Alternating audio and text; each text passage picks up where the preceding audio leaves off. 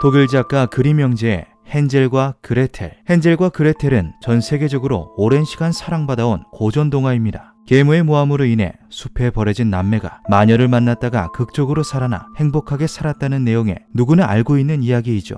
오래된 구전을 토대로 지어졌다고 알려진 가상의 동화 헨젤과 그레텔이 사실은 끔찍한 사건을 기반으로 만들어진 실화라는 가설이 있다고 하는데요. 1962년 독일 동화 연구를 위해 헨젤과 그레텔을 읽던 동화학자 게오르크 오세그는 이것이 허구가 아닌 실제 사건을 바탕으로 둔 것 같다는 강한 직감을 받게 됩니다. 게오르크는 이것을 증명하고자 중세 독일의 각종 문헌과 기록들을 조사하기 시작했는데요. 그는 동화의 배경이 된 슈페스라르프 숲이 인근 주민들에게 마녀의 숲이라고도 불린다는 사실을 알게 되고 자세히 조사해보고자 직접 그 지역으로 향합니다. 그는 오로지 동화의 내용에만 기초하여 헨젤의 집을 찾고자 했는데요. 헨젤이 굴뚝을 고양이라고 착각한 건 막 떠오른 아침 햇살의 역광 때문이었다. 아침 햇살에 집이 역광으로 보였다는 것은 집의 위치가 해와 같은 동쪽이라는 것을 뜻합니다. 게오르크는 동화 속에 흩어져 있는 이러한 자잘한 특징들을 종합하여 슈페스라르프 숲을 돌아다니며 헨젤의 집터를 찾아다녔죠.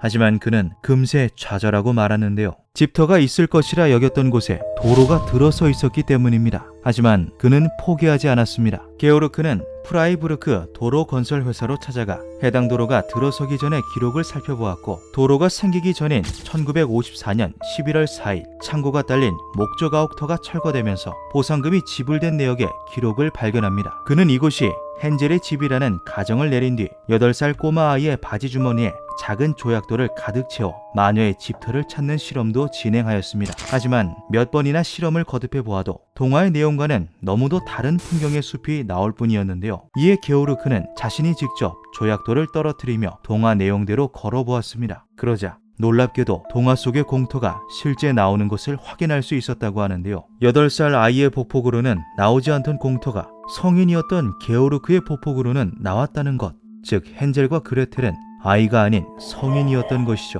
그는 공터 주변의 숲을 수색하기 시작했고 실제 사용된 흔적이 있는 화덕터와 각종 식기구들, 여성의 것으로 보이는 유골을 발견합니다. 소름 돋는 것은 유골이 화덕 안에서 발견되었다는 것인데요. 게오르크는 유골에 대한 자세한 분석을 의뢰하였고 유골의 주인이 167cm 정도의 신장을 가진 20대 후반의 여성이었다는 것을 밝혀냅니다. 헨젤과 그레텔의 실제 증거를 찾아냈다는 기쁨도 잠시 그는 자신이 발견한 증거들과 동화 속의 내용에서 묘한 괴리감을 느끼게 됩니다. 조사 도중 발견한 문의 잠금새가 누군가 의도적으로 부순 것처럼 거칠게 뜯겨져 있는 것이 결정적이었죠. 그렇게 추가 조사를 실시한 게오르크는 베르니게로드의 고문서 보관소에서 빵 굽는 마녀 카타리나 슈라더린의 마녀 신문에 대한 서술이라는 실제 사건 기록을 발견하게 됩니다. 그리고 해당 문헌에 근거한 헨젤과 그레텔의 원래 내용은 이러했죠. 때는 1638년 독일 하르츠주의 베르니게로드 마을 크베들린부르크 수도원의 카타리나 슈라더리는 주방일을 하던 막내 수녀였습니다. 제빵에 소질이 있던 그녀는 일찍이 제빵사의 꿈을 키우기 시작했는데요. 그녀는 16세 정도의 어린 나이에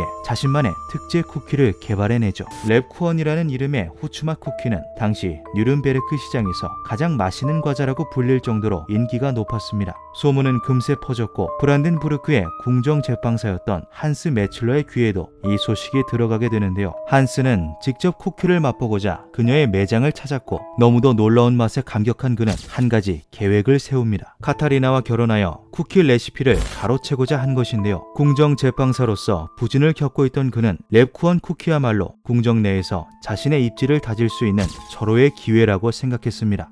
그는 계획을 곧바로 실행에 옮겼지만 카타리나는 생전 처음 보는 남자의 뜬금없는 고백에 의구심을 품고 청혼을 거절하죠. 하지만 한스는 매일같이 빵집을 찾아오며 끈질기게 청혼하였고 카타리나는 결국 한스를 피해 제빵 도구를 챙겨 야반 도주를 합니다. 궁정에서 일하는 한스는 높은 계급의 귀족이었기 때문에 이런 식으로 거절만 하다가는 자칫 보복이라도 당할까 두려웠던 것이죠. 그녀는 슈페스라프트의 엥겔스베르그 야산의 빈집에 숨어 한스의 소식이 들려오지 않을 때까지 잠적하였습니다. 카타리나는 그동안 더 맛있는 쿠키를 만들기 위해 레시피를 공부했고 기존 랩코언보다 훨씬 부드럽고 달콤한 쿠키를 만들어내는데 성공하였죠. 한스에 대한 소식이 더 이상 들려오지 않자 그녀는 집에 화덕을 짓고 다시 쿠키를 구워 팔기 시작했습니다. 더욱더 맛있어진 랩코언 쿠키의 등장에 카타리나의 명성은 금세 퍼져나갔는데요. 이것은 결국 한스의 귀에까지 들어가게 되죠. 이에 심한 질투를 느낀 한스는 계획을 바꿔 시립재판소에 그녀를 마녀로 고발해버립니다. 당시의 마녀 사냥은 그 정도가 굉장히 심해서 약간의 의심만 받아도 사회적으로 매장당하는 것은 물론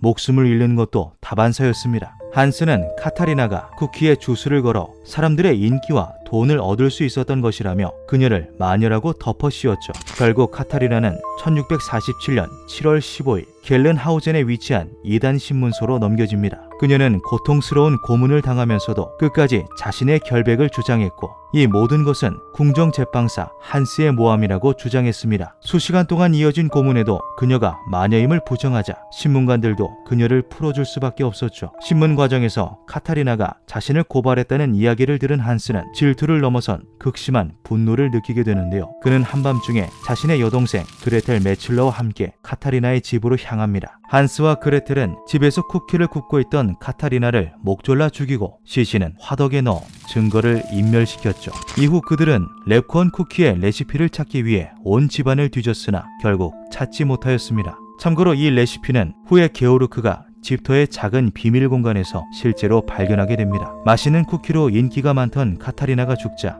그 소문은 금세 온 마을로 퍼졌는데요. 이에 그녀를 마녀로 지목했던 한스가 제일 유력한 용의자로 의심받아 조사를 받았으나 증거 불충분으로 풀려나 버렸죠. 게오르크는 중세 독일에서 일어났던 이 사건이 헨젤과 그레텔의 실제 모티브라고 주장하였습니다. 그는 동화의 원제가 헨젤과 그레텔이 아닌 한스와 그레텔이 되어야 하며 마녀는 아이들을 잡아먹는 사악한 악역이 아닌 억울하게 죽임을 당한 피해자일 뿐이라고 말했죠. 이야기가 입소문을 타고 와전되었거나 그림 형제가 동화적 서사에 알맞도록 내용을 뒤바꾼 것이라고 말했는데요. 게오르크는 자신의 조사 내용을 토대로 책까지 발표하며 헨젤과 그레텔의 진상에 대해 알리고자 하였습니다. 하지만 이에 대한 반응은 많이 엇갈렸습니다. 모든 것이 게오르크 단 한 사람의 조사와 증언으로 이루어졌다 보니 이러한 내용 자체가 또 하나의 허구이며 거짓일 수 있다는 것이었는데요. 이런 이유 때문인지 세간에서도 게오르크의 주장에 대해 헨젤과 그레텔이라는 픽션을 또다시 패러디한 픽션일 뿐이다라며 팩트로 논하지는 않는다고 합니다. 흔히 우리가 알고 있는 옛 동화들은